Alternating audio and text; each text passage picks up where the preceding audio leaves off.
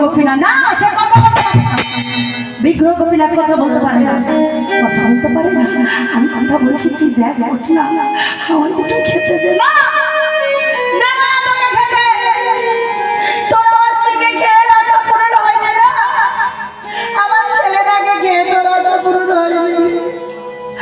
আর কি খাবি তুই? আমায় খাবি তো? খা, আমাকে খা, খা, আমাকে খা। না না, আমি আমি আমি তোকে খেতে দেবো না, আমি তোকে খেতে দেবো না। গোবিন্দ,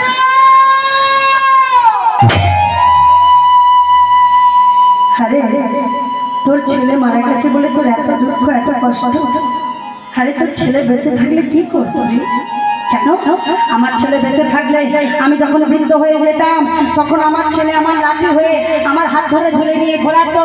আমি যখন বিছানায় মলমূত্র পরিত্যাগ করতাম, আমার গোপীনাথ আমাকে নিজে হাতে মলমূত্র পরিষ্কার করে দিত।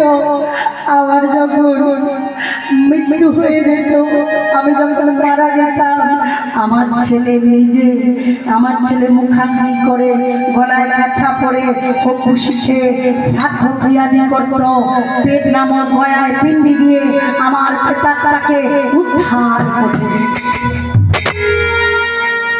গোবিন্দ, তুই আমার খেতে দে। তোর ছেলে থাকলে যা যা করত আমি ঠিক তাই তাই করব। বিশ্বাস হয় না? আমার সঙ্গে তুই সম্পর্ক কর। আমি যা বলছি, তুই যা বলছিস তাই করবি। যা বলছিস তাই করবি, যা বলছিস তাই করবি।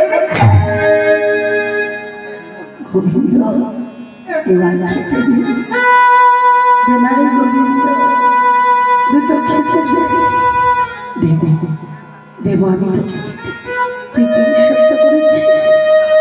এইবার গোবিন্দ ঘোষ থেকে মাধুপুরি করে ওই ভগবানের সেবা দিচ্ছে আর গুনগুন গুনগুন গুনগুন গুনগুন করে ধ্যান করছে আর বলছে, কৃষ্ণ মুরারি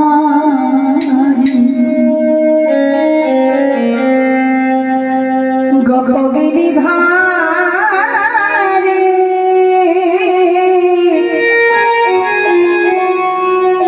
বনচারী মনোহারী ললিত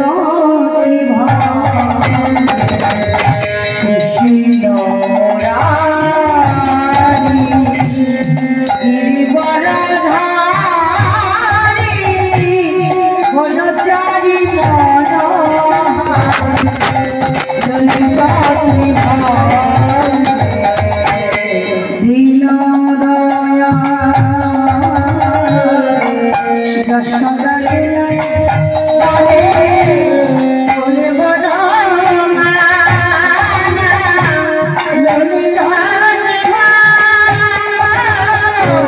দীন দয়া